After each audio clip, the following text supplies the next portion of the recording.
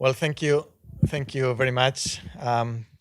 Welcome everyone here present in person and everyone who is with us on the live stream from around the country.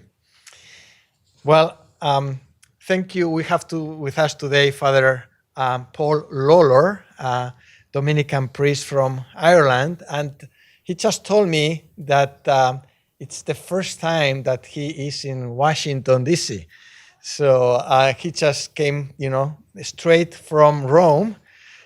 He's the rector of the Basilica of San Clemente in Rome. And I just wanted to kind of share with you that the Catholic Information Center here in Washington, D.C., at the heart of our nation's capital, is committed to making the Catholic Church alive in the hearts and minds of men and women living and working in our nation's capital through a variety of, intellectual, professional programs, spiritual. We have here daily mass, we have the sacraments. I'm here every day, here in confession, spiritual direction, and we have so many events to help people live an integrated life and engage in all areas of human endeavors. And thank you, Father Paul, for being here again.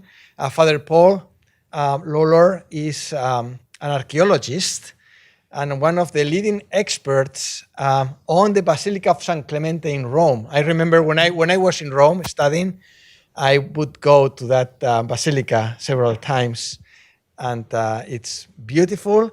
And he, Father Lawlor, has participated in its excavations and contributed to the discovery of a 6th century sacristy and baptistry in the lower basilica that has transformed what we knew about many things in architecture and in archaeology, and has reshaped a scholarly understanding of early Christian liturgy and church architecture. Father Paul is, as I said, from Ireland, right? And he's a graduate of the Pontifical Institute of Christian Archaeology in Rome. And previously he taught Christian archaeology at the Pontifical University of St. Thomas Aquinas, the very famous Angelicum. And he has collaborated in many different missions in archaeology with different institutions. And he has also, and this is amazing, he has been the pastor of an English-speaking parish in Iran, in Tehran. I don't know. That's incredible. Anyway, the Basilica of San Clemente, for those who have not had not the fortune of being in Rome, is just 5 minutes walking from the Colosseum. And he has the excavations. He will explain that better, more in depth. But the excavations have different layers where you can see different centuries, right? And there is a lot to be learned from that. Anyway, with all this, help me to welcome to the podium Father Lawlor. Thank you very much. God bless you. Good evening, and thank you very much for having me here this evening. It's a great honor. It's a great honor to be in Washington, my goodness, and also to be here in this great center, which is so famous and provides a great center for the people to come and pray. I hope you can understand my Irish accent. I should start off. I'm from the west of Ireland, a place called Kerry, and I look out from my doorway and I look at the Atlantic Ocean, and what we say is the next parish after us is Boston. So we feel that link with the States. And I was just explaining to them there that in fact my grandmother was born in 52nd Street west of New York. So they were one of the families that went back to Ireland, and we always felt a close link with the US. I joined the Irish Dominicans from Tralee and was picked to go to, as a deacon already as a student, to go to Iran. So I began my Islamic studies, and part of that was to attend the institute, the Arabic Institute, Pontifical Arabic Institute in Rome at the Apollinari place. And there I was staying at the Irish Dominican house of San Clemente. And I was just swept off my feet by this amazing place. And while I was trying to learn my 10 forms of Arabic verbs, I was at the same time studying San Clemente, because it was a great period. 1976, there was a man called Federico Guidobaldi, probably Rome's greatest Christian archaeologist. And at the time he was doing his doctorate. And I was going down into the lower church and I saw this man up on the ladder measuring inscriptions and so on, and I was enthralled. But however, I was sent out to Iran and I said, well, this is my faith, and begin to try and integrate and learn Persian and be part of the community. And then, of course, things changed. Along came Ayatollah Khomeini, and we had to leave Iran. And I was asked to go back to Rome. Obviously, they saw how enthralled I was by San Clemente. And I went back to Rome and they put me forward to do my studies in Christian archaeology at the Pontifical Institute of Christian Archaeology. And it was a golden era because we had Andrea Ferrua, the man who excavated the tomb of St. Peter, was one of the people on the staff. We had Umberto Fassola, the man who excavated the Jewish catacombs. We had Pasquale Testini, the man who wrote the Manual of Christian Archaeology, and Guidobaldi. So I was very fortunate. It's not that I have any greatness. It's just I'm standing on the shoulders of the greats.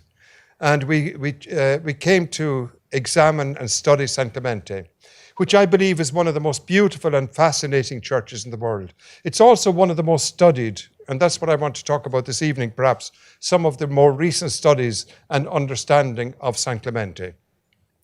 It is also a beautiful place, and most of all, it's a witness to the faith of 2,000 years. I mean, this is what people come to it as tourists, we often say, and they go away as pilgrims. And I think this is why I have dedicated so much of my life to San Clemente. I've seen the effect that it has on people, especially young people who discover the depth in religion. One person said to me, we talked about all the bad things in the church, but we realize that these are just a bump in the continuity of a church that goes back 2,000 years.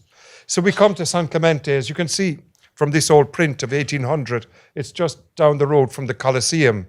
It's on the Via San Giovanni Laterano, between the Colosseum and St. John Lateran's. And the present church is something so beautiful. People coming to it at the doorway, they stand in the doorway and there are two reactions. They either bless themselves or they take out their cell phone to take a photograph. But you can hear the gasp at this wondrous place. It is so beautiful. And up to 1857, this was considered to be perhaps the oldest church in the world. Why? Well, following the system of Giovanni Battista di Rossi, the man who discovered the catacombs, we go to the sources. And the sources there are a number of them which are important for our understanding. The first one on the top there, we find a reference on an engraving. They call it a slave collar, but it's gone missing. It's recorded in the corpus of Latin inscriptions. And it says, "Take hold of me, I am a runaway from Victor, the acolyte of the Dominicum Clementis." This word, Dominicum Clementis, the place of Sunday worship. The next reference to it is in St. Jerome. In Ireland we say St. Jerome, but in the States I think you say Jerome. And he wrote a book called De Viris Illustribus, on important men. And he wrote one chapter on Pope St. Clement, the third pope after St. Peter. You have Peter, Linus, Cletus, Clement. The very famous pope, because one of the first of the apostolic fathers, he wrote a letter to the Corinthians calling for unity in the church. Is still a very important text, the text of Clement of Rome. And at the end of the chapter, Jerome writes, and it must have been after he left Rome, 384, 385, he writes, "And a church in Rome still preserves the name and memory of Pope St. Clement up to our own time, usque hodie," saying in 385 that the church is already old. As you know, the first churches were built in 313 under Constantine. But before that, there were churches called the Domus Ecclesiae. These were the house churches. So we've got this reference in St. Jerome, and it doesn't seem to be a later addition. All these inscriptions are much discussed. Each and one of them are examined carefully, but the result of the discussion is that it is an authentic part of the text, this inscription. Underneath 384, 399, we have this inscription of Pope Siricius. This is very interesting because the great archaeologist I mentioned, Federico Guidobaldi, in his doctorate thesis says, it's a reconstructed text. And you're going down into the church, it's on the wall. Reconstructed by Giovanni Battista de Rossi. And he said the letters are different sizes. He said it's not from the same inscription. And he disagreed with it. To the really amazement of people, because it was always accepted. And it seemed to be the dedication inscription of the church. Now, in his most recent publication in 2025, or late 2024, he says he now accepts this as an authentic inscription. So never say never. Pope Siricius, that's after 30 years of study of San Clemente. He now accepts it as the dedication inscription of San Clemente. Underneath, we have Pope Zosimus held a council in the church, in the Basilica of San Clemente. Here it's mentioned for the first time as a basilica. It was to condemn Pelagianism in the Basilica of San Clemente. Then we have Leo the Great, whose feast day we celebrated recently, and he talks about the Titulus Clementis, the titular church of San Clemente. So it's fascinating. Within 100 years, we get 4 designations for San Clemente. It's called a Dominicum, it's called an Ecclesia, it's called a Basilica, and it's called a Titulus, which also could be sort of a parish church. That's another story, the titular churches of Rome, a fascinating argument. Some believe based on the Jewish organization of the city back in the first centuries. So we've got these inscriptions which tell us that there is an ancient church of San Clemente. And the world believed up to 1857 that this was the ancient church. However, in 1857, Father Joseph Maluli from Longford, County Longford in Ireland, he said it's not possible. This cannot be the ancient church of San Clemente. Why? Because we're between 2 hills of Rome, the Caelian Hill and the Esquiline Hill.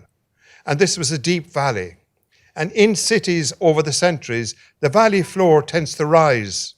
They didn't have trucks to take away the rubble when a building was destroyed, so it was just leveled off or filled in. And they used the old walls as the foundation for new buildings. This was a system. So valleys tend to be filled in, and you have different levels. And he said, we're too high up. The older church must have been underneath us. He was also made suspicious by 2 factors. He saw some columns in the sacristy that seemed to be sunken down columns. The capital was almost at ground level. So obviously there was something underneath. But also, very recently, during the summer, an architect has discovered that the municipality did some work in San Clemente along the roadway, under the sidewalk, in order to keep humidity at bay. They built what's called an intercapedine, which is a sort of a deep trench to stop the humidity going into the walls of the church. And in that process of 1857, he most likely saw that the walls continued down at a deeper layer. That's a new discovery. Because Maluli himself, when he wrote his book, his famous bestseller, he says, after a careful study of the topography of the region and an examination of the marbles of the choir, I came to the conclusion that the present basilica could not be the one mentioned by St. Jerome. It was a very grandiose way of presenting his case back in 1860 when he published the book on San Clemente. So going down, he discovered underneath the present basilica a layer of buildings, which is what happened really was that they filled in the lower church to the tops of the columns. So the lower church only rises to the height of the tops of the columns. The floor, if you like, was raised up. But what it did preserve in the lower church was the finest collection of medieval paintings in the world. An extraordinary collection, which are very important, which are the jewel, really, of the lower church of San Clemente. And underneath, at this level here, where you've got the opus quadratum, those blocks, You've got public buildings and also a domus of the 1st century. So you're going back to imperial Rome.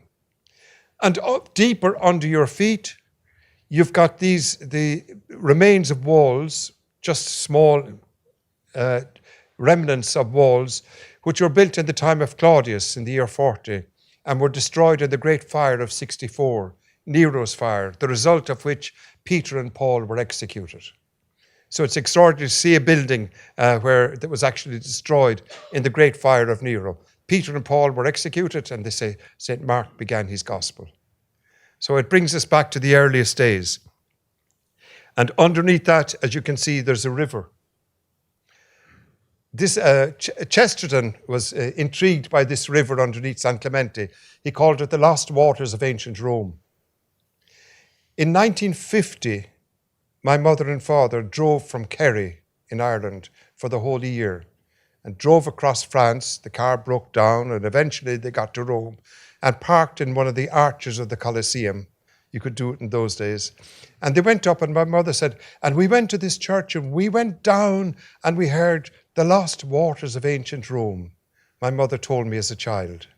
Little did I think that one day I would be excavating that church and become its rector. So it's a memory for me from my childhood. So we get an idea of what we've got here are the 3 levels.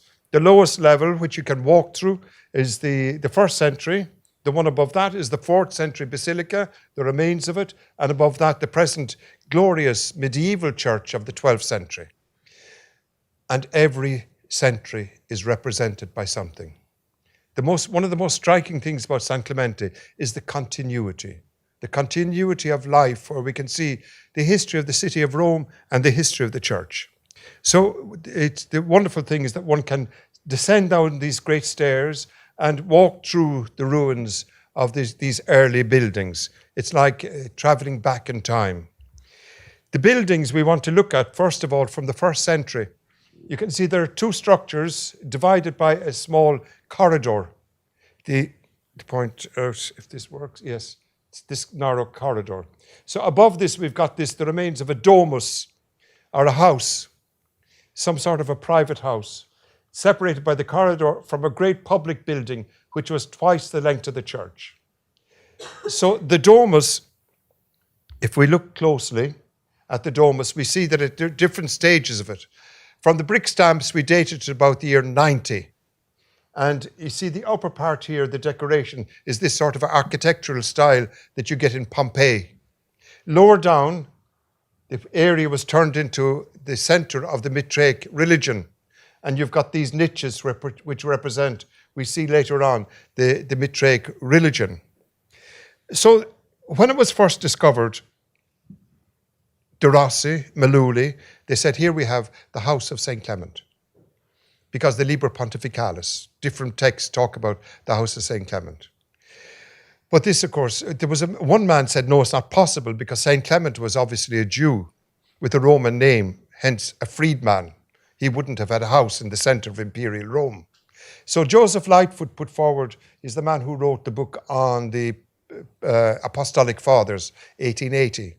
And he said, I propose that it is the house of Titus Flavius Clemens, the Roman consul who was executed under Domitian as a Christian and who was the uncle of Domitilla.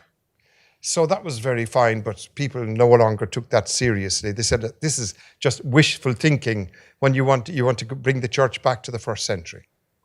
Now, last week, this is how much up to date we are, an article has been published in Archaeologia Classica, which is the periodical of the Sapienza Rome University. And it's a proposal by Robert Coates Stevens, the archaeologist of the British School at Rome. And he proposes in this article that it is indeed the house of Titus Flavius Clemens, the uncle of Domitilla. Extraordinary. I can't believe it, because people have been saying it. We sort of been laughing at the idea, that's a romantic idea that it was the house of the early Christians. But now this very serious archaeologist puts forward a theory based on a study of the Roman catalogues of the regions. Of this region, we have the house of a man called Brutius Presens. who was an extraordinary character in Roman history.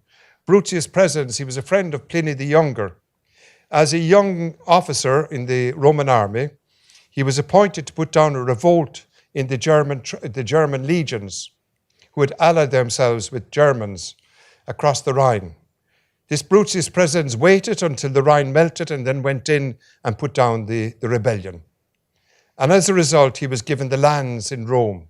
Lands in the center of the city, where we are at the moment, and also land out on the Via Ardeatina. And afterwards he was made consul, but then he flees Rome because Domitian becomes a bit strange. He goes down to his estates in Basilicata. And in Basilicata he decides to write a history of the world. That was an ambitious undertaking. But whatever happened, it doesn't survive, the history of the world by Bruttius Praesens. But it was quoted by Eusebius of Caesarea in his history of the church. And the part that is quoted is about Titus Flavius Clemens and Domitilla, his niece. And there are so many links between Bruttius Praesens and Titus Flavius Clemens that Robert Coates-Stephens points that this was, in fact, originally the house of the Flavian Christians.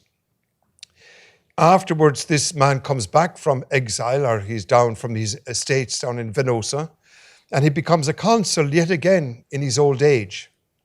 Becomes a very important character, given also the care of the public buildings in the region of the Colosseum. So his house was there. Afterwards, we find that the family became followers of Mithras. We have an inscription down in Venosa, exactly on the estates of Bruttius Praesens. And at the same time, the year 200, we find that the house of Bruttius Praesens, this old house, becomes, the lower floor becomes the center of a Mithraic cult. So they say no coincidence. The family had become followers of Mithras.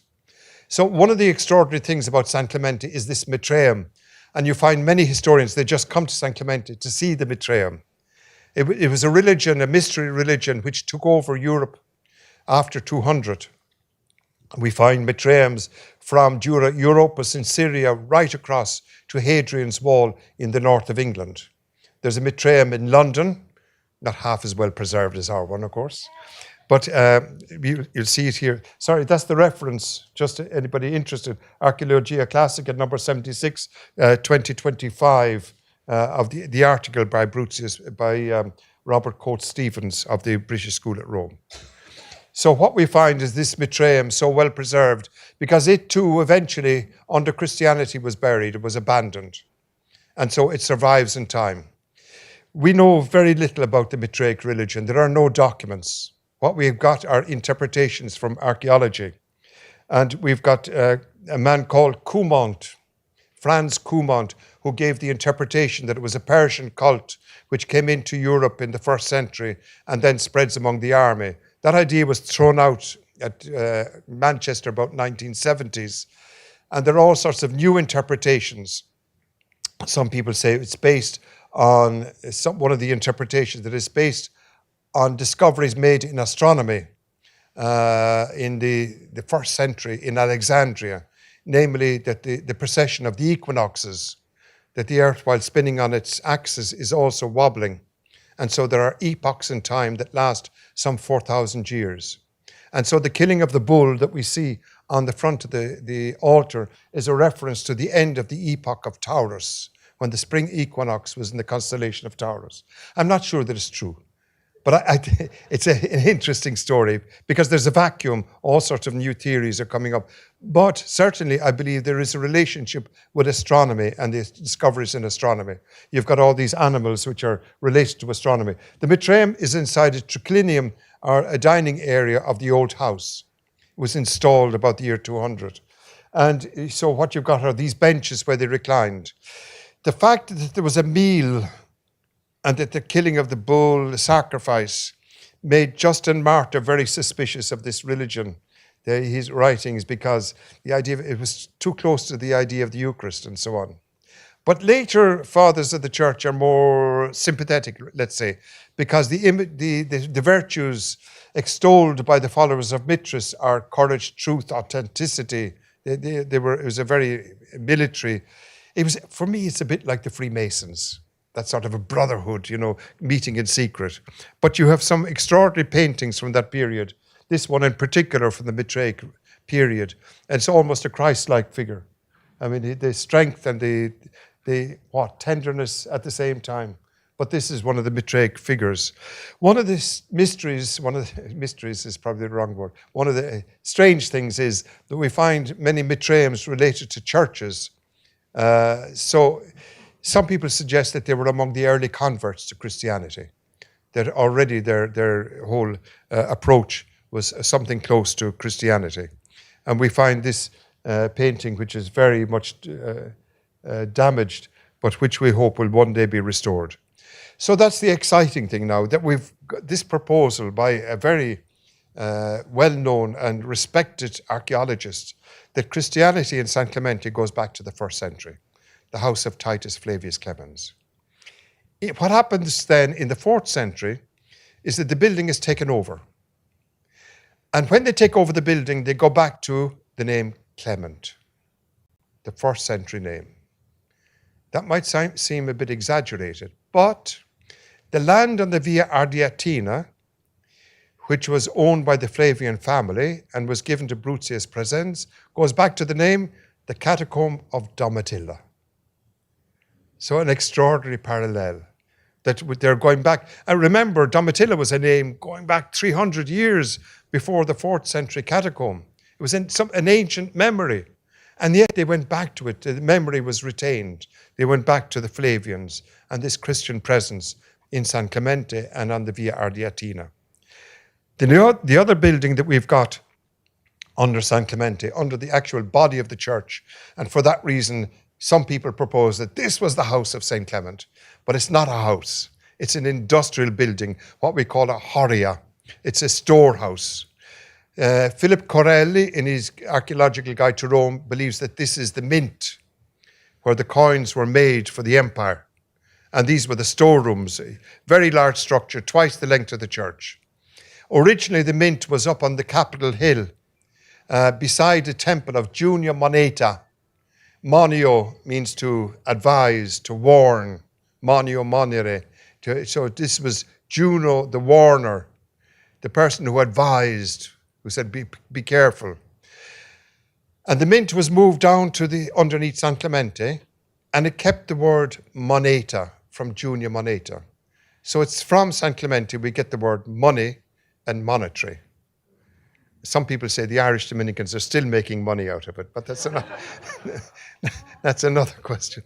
But we've got the word, the mint, or as I say in Latin, was called the moneta. And you've got the statue of the Junia Moneta, which is in Palazzo Altemps in Rome, to give us an idea of this sense of how they linked the mint with this goddess, the warner.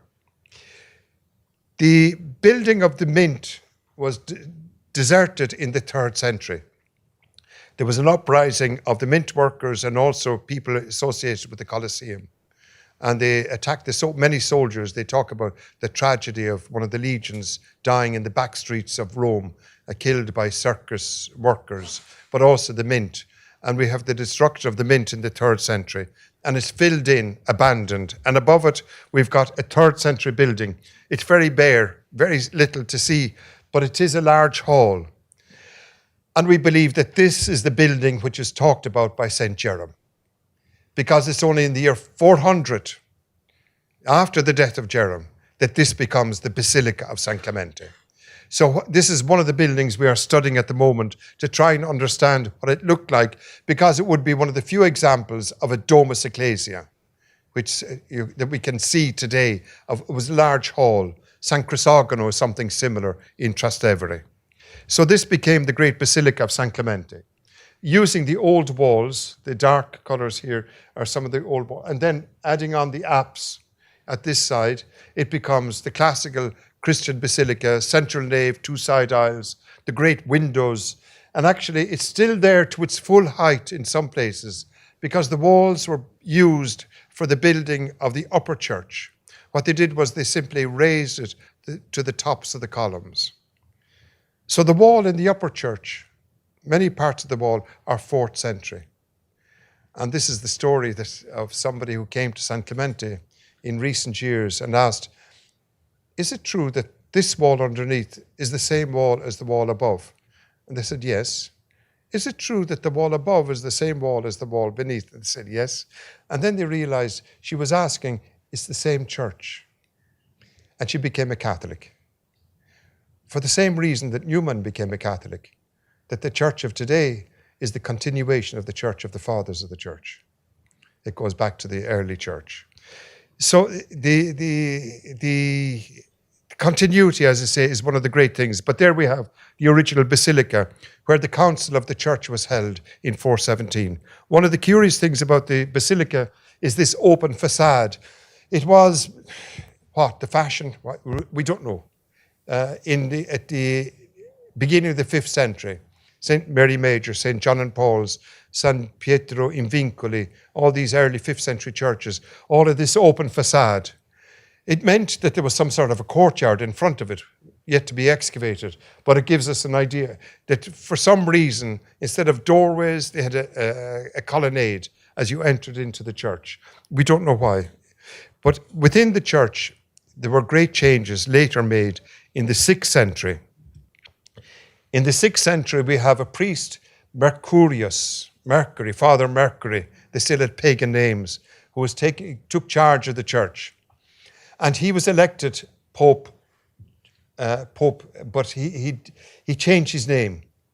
I suppose he felt that Pope Mercury wouldn't go down in Washington. So he changed his name to John, one of the first to change his name. And he was responsible for great changes and restoration within the church. And one of the features is this great corridor running down to the length of the church, which with more recent excavations has been found to be present in many of the churches. It's a corridor reaching down almost to the door of the church.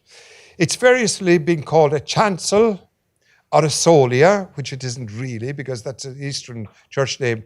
The right name in the Liber Pontificalis is a ruga, which is the same word as the French word roue, a way into the church. And we can understand that great work was done by a man called Matthews many years ago, using the Ordo Romanus Primus and the description of the liturgy, which goes back to, 700?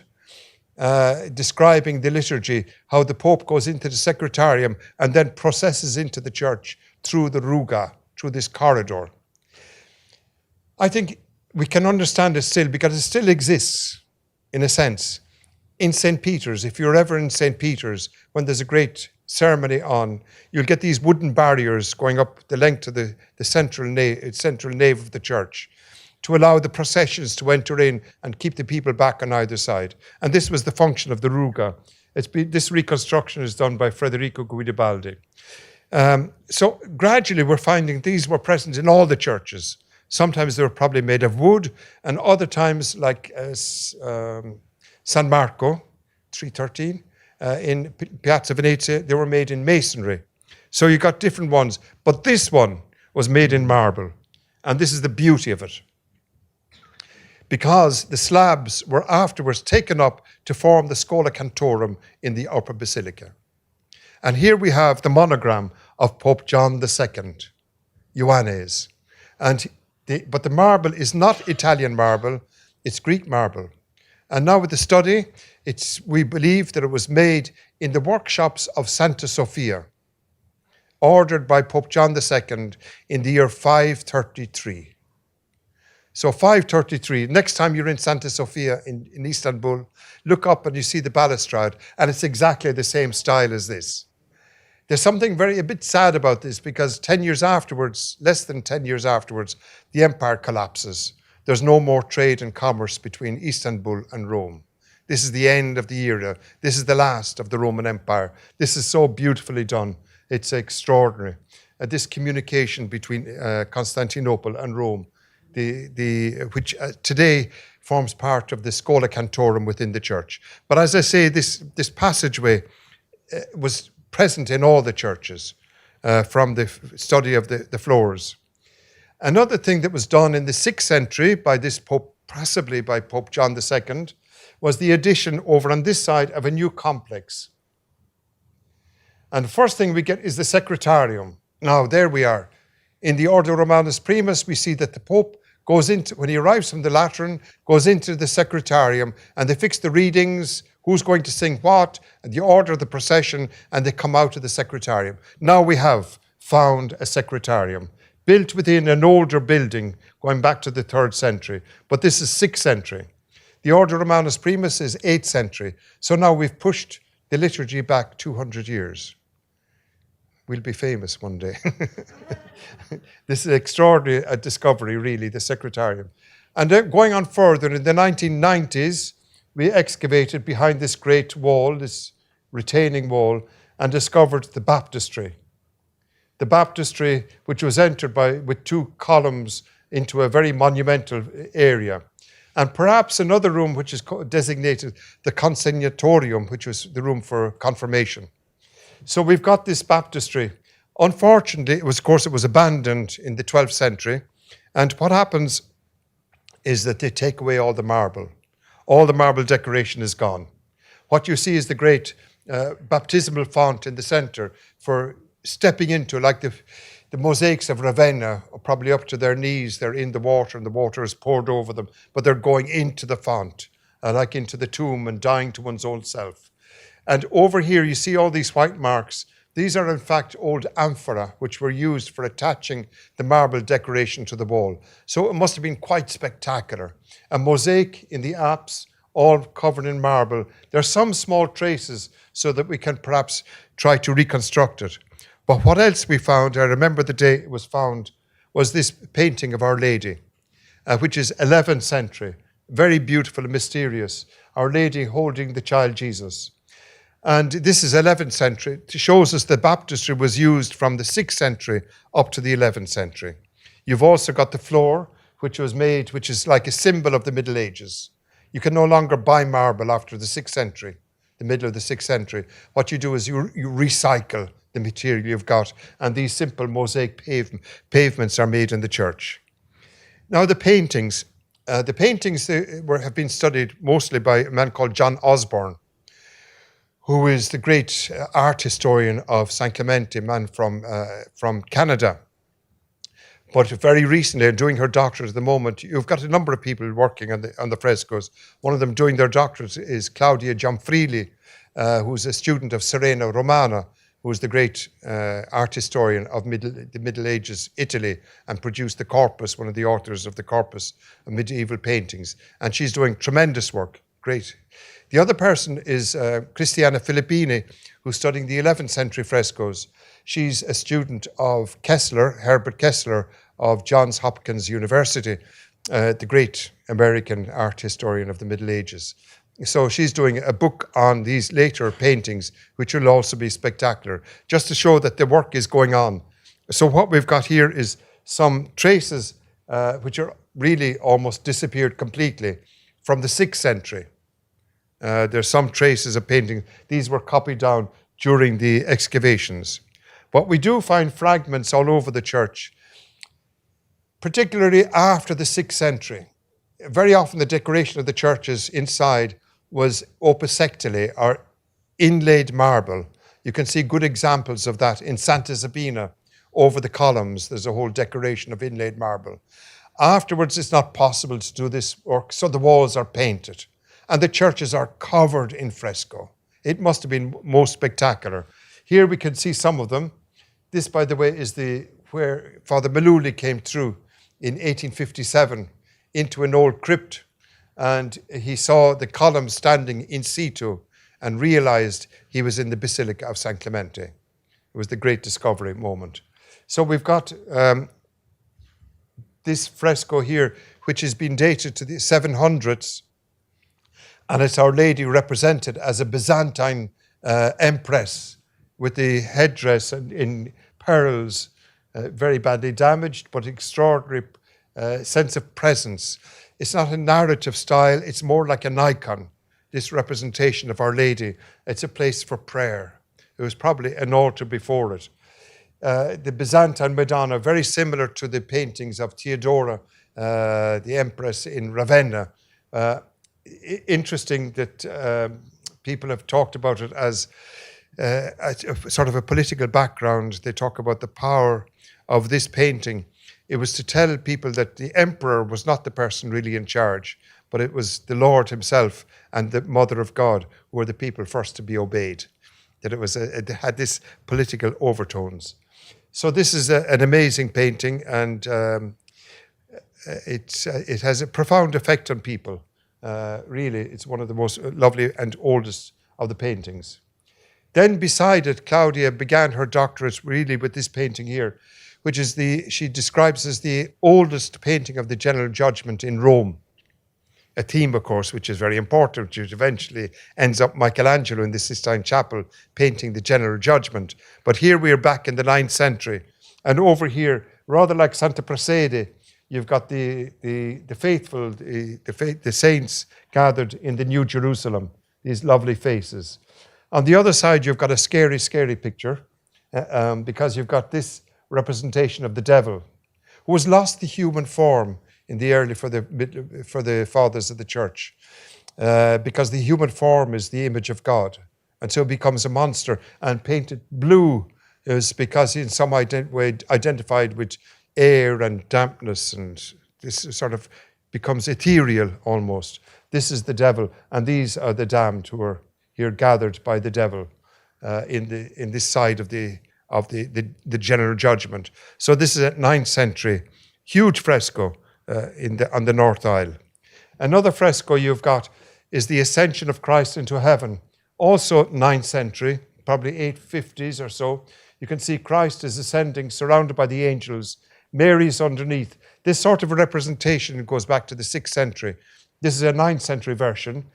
Why? There was something in the center, we don't know what, a relic perhaps, and underneath an altar.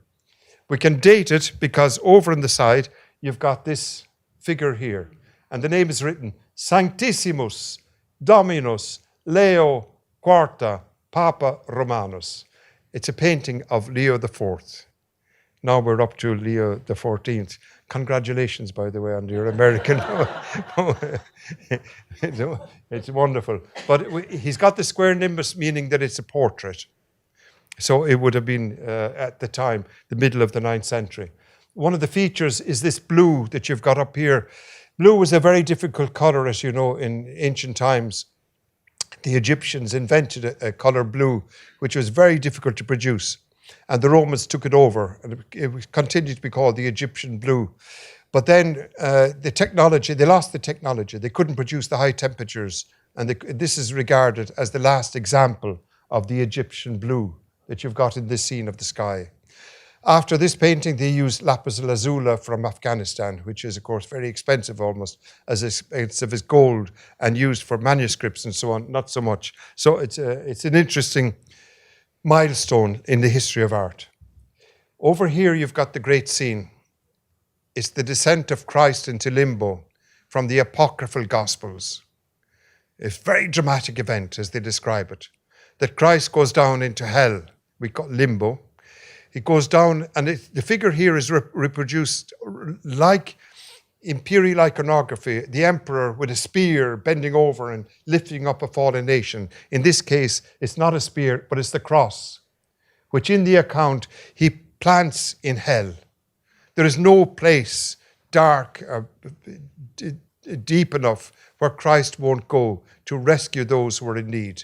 And here he reaches forward and grasps Adam by the wrist, while the devil, in a sort of a rugby tackle, jumps down and grabs Adam by the ankle. But unfortunately, the devil has got red hair. He seems to be Irish. You can see the red hair. But Christ steps on the devil and saves all the saints of the Old Testament. The prophets and the kings and all, they're saved and brought into heaven, and there's great rejoicing. The devil is confounded. But over here, we've got this square nimbus and a figure with an Eastern headdress. John Osborne has done great work on this. This extraordinary event, in the 9th century, Cyril and Methodius had been sent to the Crimea by the Emperor Michael to convert the people. And while they were there, they found the body of St. Clement, the Pope, because Clement had been exiled to the Crimea, tied to an anchor and thrown into the sea, according to the legends. So the anchor is the symbol of San Clemente. And they were working and found the body of St. Clement and bring it back to Rome. And while in Rome, Cyril dies after he was a monk in a monastery for a while and is buried in San Clemente. And his brother Methodius describes it, my brother Cyril was buried on the right-hand side of the altar in a marble sarcophagus with his portrait over the tomb. This tomb of St. Cyril, the relics of St. Cyril, are the place where hundreds, thousands of pilgrims come to San Clemente every week and month. For them, he's the person not only gave them their alphabet, the Cyrillic alphabet, he gave them a sense of identity, he brought them the faith. And even in communist times, they used to come regularly to honor the philosopher Cyril. Now they come in tears and hymns to venerate Saint Cyril, the patron saint of the Slav countries, the apostle of the Slavs, and patron saint of Europe. One of the extraordinary features, because at the same time, the discovery that this is the tomb of Saint Cyril is only very recent. The place where they venerate is on the other side of the altar, where all the plaques are. And I had the great honor once of accompanying Pope John Paul II to that area to pray before, to Saint Cyril. It was just with another priest, the two of us accompanied him, and it was the time of the fall of the Berlin Wall. And you could see that the weight of the world was on his shoulders. And he prayed there with such intensity and crying out in prayer. It was so moving. It's an event I will never forget. Praying there, it was for him, St. Cyril was the protector of the Eastern European countries. And so we still get great numbers coming here to venerate St. Cyril. And we believe, or John Osborne now has pointed out, that this painting here is in fact the portrait mentioned by Methodius. Behind his head, is that the square nimbus, meaning it's the likeness, or is it an open door of paradise, as Serena Romano claims?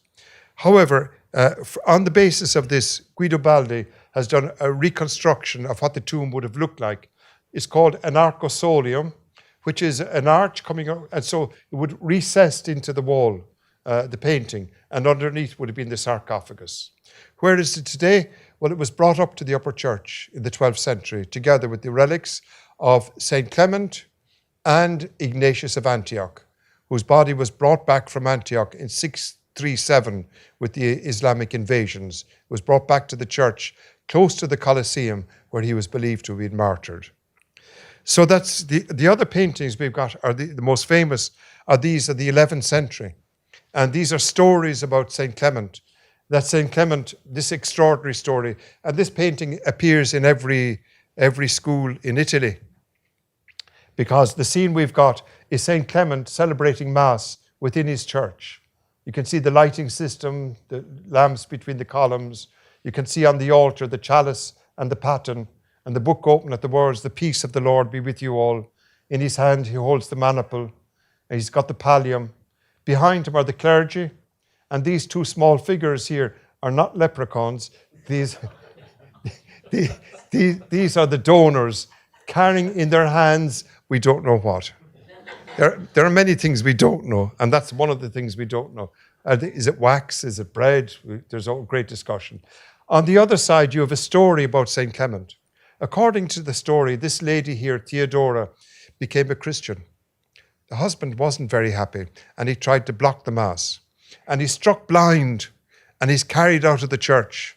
And the man carrying him, his servant, he steps on his toe because he's blind, being carried. Sicinius is his name. Sicinius was brought home, but the wife, Theodora, felt sorry for him. He was blind in faith. And she convinced Clement to cure him. Clement cured him, but instead of thanking Clement, Sicinius calls the slaves to take Clement prisoner. The slaves come running, and they're blinded. And this is the scene we see below here. Instead of tying up Clement, they tie up a column which is lying on the ground. And so they're trying to drag this column out, thinking it's Clement. It's a comic scene, if you like, here in the 11th century.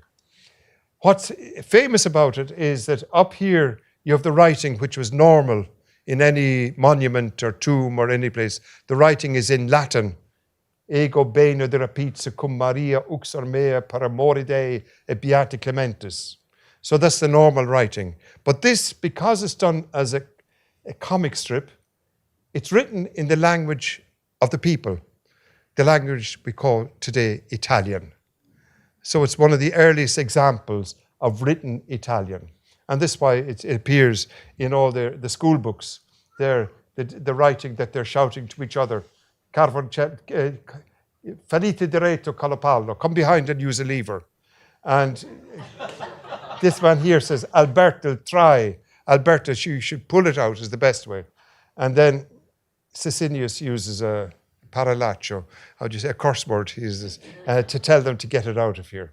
So this is the early example of written Italian. There was an article last week saying the first curse words in Italian are to be found in the Basilica of San Clemente.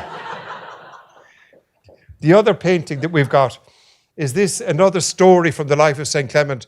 Remember I told you he was thrown into the sea in the Crimea, tied to an anchor, and the angels or whatever built a tomb under the sea. And the sea would go out once a year and people could visit.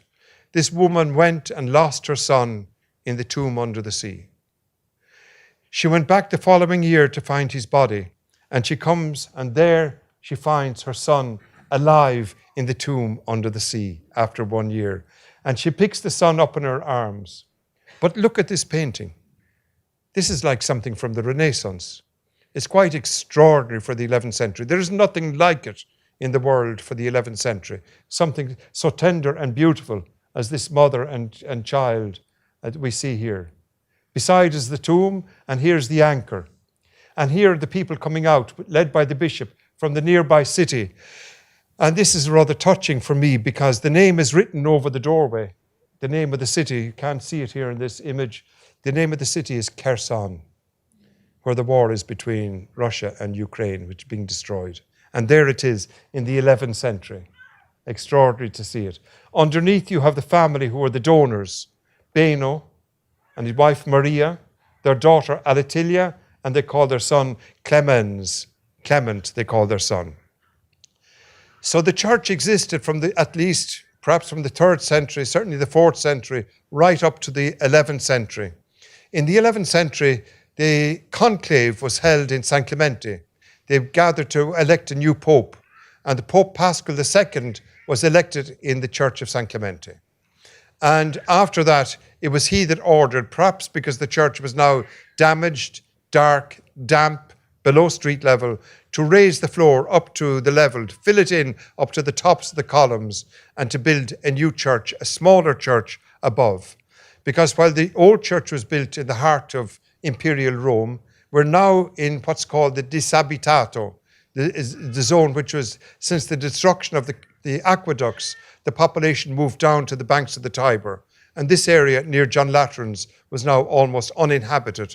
And you got these smaller churches. So we've got the Church of San Clemente, this wonderful church with the panels of the Ruga underneath, the addition of the ambos, the new 12th century ciborium, many features. In fact, every century adds something. The chair, the inscription on it of the Anastasius, the cardinal titular of the church who built the church. The date, most recently, there was 1118. I wrote an article, mind you, recently saying 1120. We always disagree because there's an examination of the old beams of the church, and it shows that 1118, the beams still hadn't been cut. So there's always arguments, but it's only over a couple of years. We'll say 1120 was when the church was built. The crowning glory of the church is the mosaic. This extraordinary mosaic, we don't know who made it, perhaps school of Monte Cassino, where Desiderius the abbot had brought in new mosaic workers. There's nothing like it It uses a lot of the elements and the images of the early Christian mosaics. What we've got, however, at the center is this great crucifix. Christ is sent into the world from the blood of Christ on the cross. It flows down, and this vine grows up and spreads throughout the whole mosaic. And the inscription underneath says, "Let us liken the church of Christ unto a vine which Christ made green again." So this vine, which is born from the death of Christ on the cross, is the church, spreading its branches throughout the universe, touching all the scenes of daily life of the 12th century. Women feeding chickens, men looking after sheep and goats, all these scenes. The next level, the 4 doctors of the church, the Western church. The next level, very strange, the pagan gods, now reduced to harmless devils. So they're there. Everything is redeemed, and the birds here, like the souls, being brought up to the vault of heaven overhead, where the right hand of God carries a crown, which he says, "This is my beloved Son, in whom I am well pleased." And outside you have the saints of Rome, Lawrence, Agios Paulus, or St. Paul, Agios Petrus, St. Peter, and Clement holding his anchor, all pointing to Christ on the keystone of the arch. Underneath you have the sheep coming out from the 2 cities. This again, I believe, was based on the old mosaic of St. Peter's, which is called the Traditio Legis, where Christ is giving the law to Peter. And underneath, like the imperial scene, where the people are coming from Rome and Constantinople, in this case, the people of the church are coming from Jerusalem, written over the gate, and from Bethlehem, representing the Gentiles, because there, the Gentiles in the 3 Magi first worshipped Christ. So these are the gathering, all united in the one Lamb of God. There was tension between the 2 communities in the early church, and this is why it's represented in the old St. Peter's. At the center, you've got this wonderful cross. Pope Benedict XVI has written a meditation on it, and he tells us Christ's head has fallen to one side. He has died. He's given up the ghost to the Father, his spirit.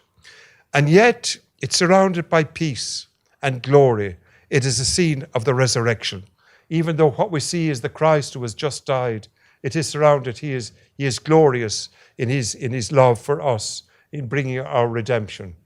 You've got a whole lot of scenes, but one of them is this scene here of the doctor of the church, Ambrose. Is different from the others. He's got a red halo.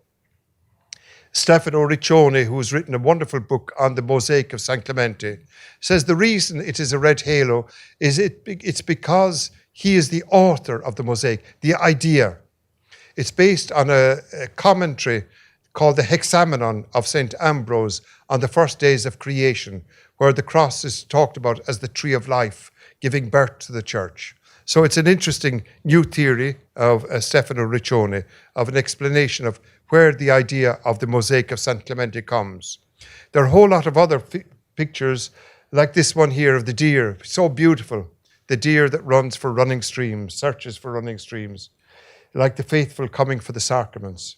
This particular picture was used by Seamus Heaney for his Christmas card. I remember a number of years ago, I met Seamus Heaney, the great poet, and he asked to use this, and he wrote a poem on the deer, something very, very beautiful. Other pictures are like this owl gazing out at us all, challenging us, as it were. It's a whole library of pictures, and the birds, of course, all had their own symbolism in the Middle Ages.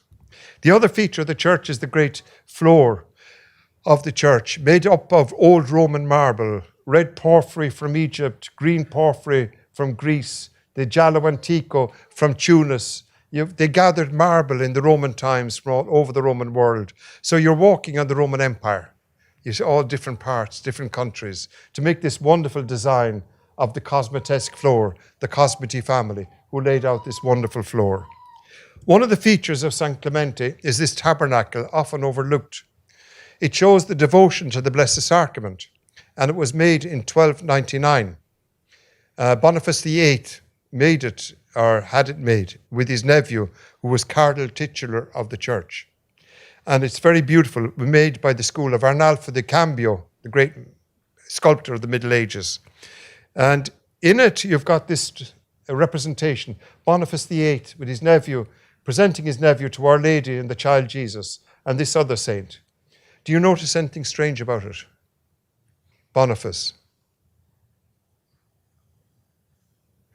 He's got a halo, and he's making it. Philip the Fair of France brought charges against Boniface VIII that he was making himself into a saint and making idolatrous statues. It's very likely that he was referring also to this one, because his brother, Charles of Valois, the pretender to the Emperor of Constantinople, was living in San Clemente at this stage in 1302.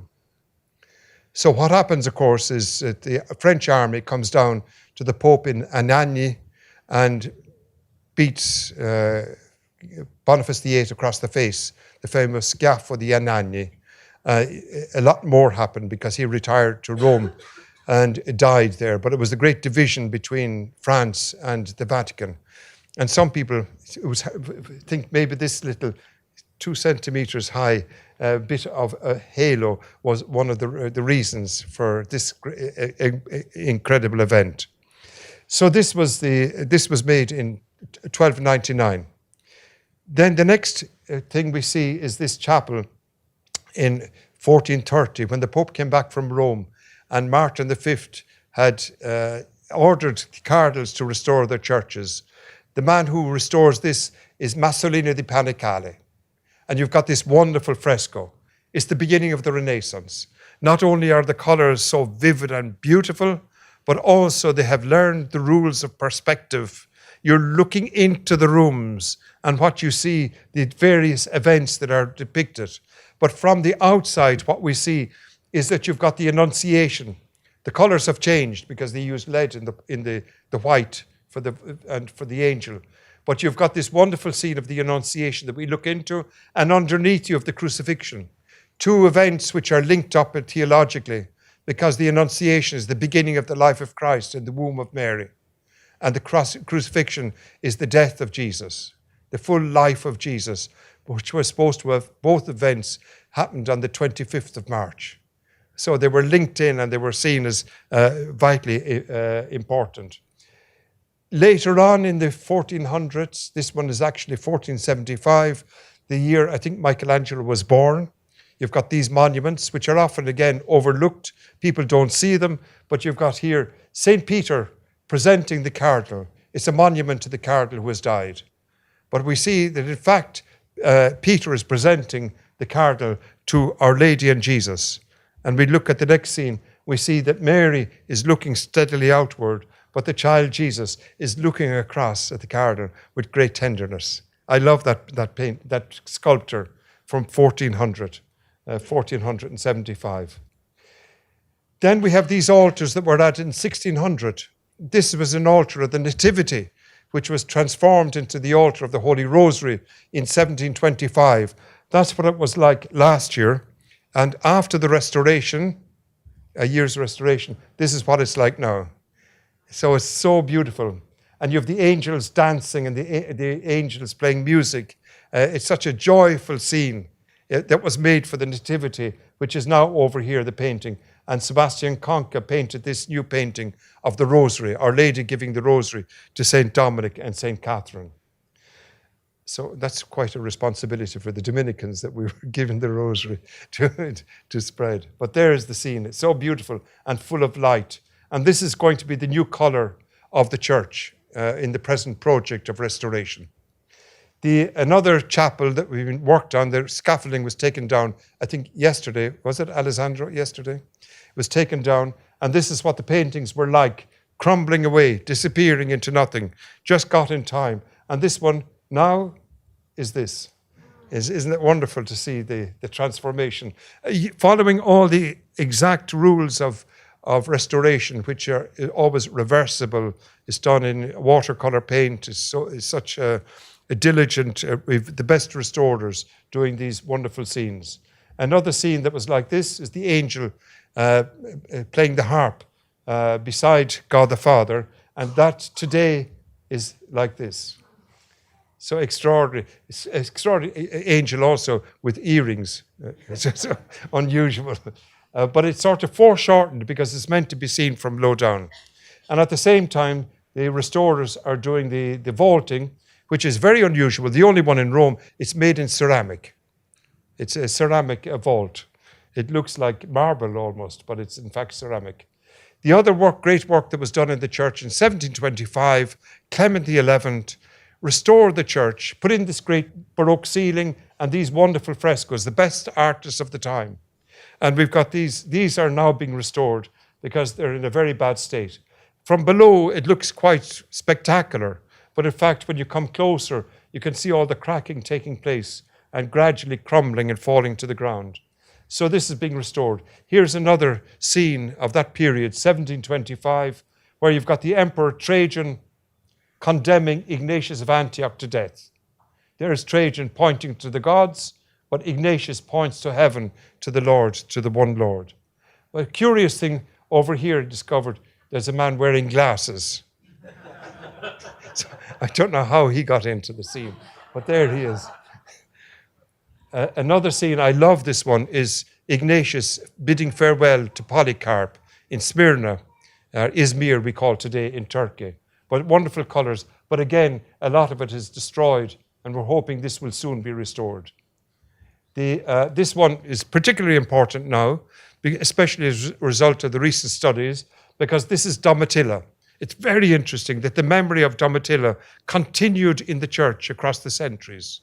There were inscriptions, there were various things, and also there was this painting. But you see, it's all cracked and it's almost gone, but it'll be exciting to see. So they started on this painting this week.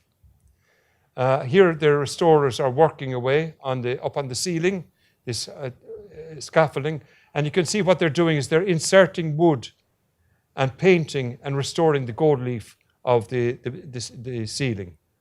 The other chapel, the last thing that happened in San Clemente, is this chapel of St. Cyril, with the relics of St. Cyril. And this is the focus of so much devotion of people from Eastern Europe. They come here, and this is the scene of St. Cyril pleading before the Pope. This is 1880, 1890. And we see Cyril asking for permission to translate the liturgy into the Slav language. So that was this great event. As I say, it's so important for the people of the Slav countries. So that's the Church of San Clemente, which I think it's so many treasures and so many wonderful things.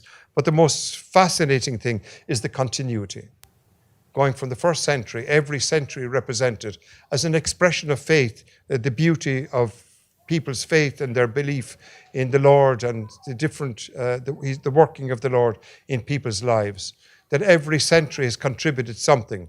So thank God, in our own time, we're doing something in the last couple of years, because I made great efforts as rector to go around and try and find somebody who would restore it and to help to restore it. And I failed, went to the government, went to big industry and so on. But now we've got an organisation, Hortus, who have undertaken the new restoration. And Alessandro down there at the door is the president of Hortus. And I thank him for the great work that he's been doing for the restoration of this. It's going to be the great treasure of Rome. I'm convinced when it's finished in about 2 years' time, it'll be something quite spectacular. Already, it touches the lives of so many people. People say, my favourite church in Rome, San Clemente.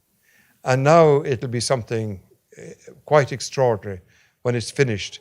And we can explain to people that here the church has been present over 2,000 years.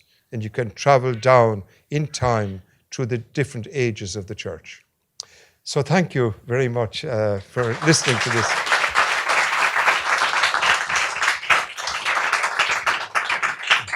It's great to have you. Great experience to be here in Washington. Thank you. Thank you, Father Lawlor. Would you mind taking maybe Surely. one or two questions? No problem. I don't know if I'll be able to give the answers. Okay, excellent. Take a drink of water as well. Not at all. Does anyone have a question? Excellent.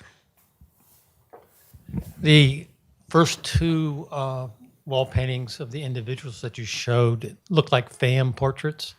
Yes. Do you know what was the date of those? 6th century is Claudia Gianfrili has just done a study of them. But one of them is gone completely. It was a copy made back in the 1880s or so. And the other one, I know where it is, but I doubt if there's anybody, very few people in the world, because you can just see the traces of it very closely if you examine it. Okay. So they're almost gone. So 6th century. Okay. We'll take Father Rogers here. I have a question. Sure. Having known you for all of these years, could you take a moment and tell us about the community today and how all of you are doing, and about the Sure. activity around in the immediate neighborhood and Sure. the faith community? I should explain that we're a community of Irish Dominicans. The Queen Mother once came to visit San Clemente and said, "Beautiful basilica, but why Irish?" And the British ambassador said, "For historical reasons, ma'am." The historical reasons, of course, were that Oliver Cromwell destroyed all our convents and churches in Ireland, and we sought refuge, and this church was almost abandoned. And we looked after it and were eventually given it. So we're now a community of 15 Dominicans, either teaching in the Angelicum or studying in the Biblicum and the Angelicum in various places. So, as I say, about 15. So it's a wonderful community. We sing the office every day. There aren't that many people. We have a regular masses every day, morning and afternoon. But our main apostolate is to the groups that come of pilgrims every day. We'd have 3 or 4 masses, and especially from Eastern Europe. We'll take one more question from this gentleman. Sure. I'm from Italy. Thank you very much. Amazing presentation. I'm from Florence, actually, where we believe that Dante brought the Italian language, but I discovered that the first one is here. Actually, it's about that I wanted to ask. So I didn't get exactly who was the writer, etc., because Who was the writer of this? The writer. We don't know. They're called the Masters of St. Clement. Okay. They were the finest paintings in Italy or in the world at the time, in the 11th century. And there's great discussion. As I say, Cristiana Filippini is coming out with this book on them, so I don't want to anticipate too much. But you know yourself that the first actual writing in Italian is to be found in Monte Cassino, and a witness to the ownership of some land. But this is the other one. This is the 11th century. Because up to this time, everybody wrote in Latin. As I said, there are only 2 written languages in Western Europe up to the 11th century. They are Latin and Irish. Have to get that in. Yes, Irish has been written. But I look forward anyway to visit. I never visited, so when you it's have to finishing, come. I will come. Thank you very much. Absolutely. Benissimo. Grazie. Molto gentile. Grazie to you, and thank you to everyone who's joined us tonight. Thank you, Father Paul Lawlor. You're very welcome. Thank you for having me. All right. Great honor. Excellent. And I will email all registrants a little information and a link to the Hortus Foundation if you want to be part of this great restoration and renovation here.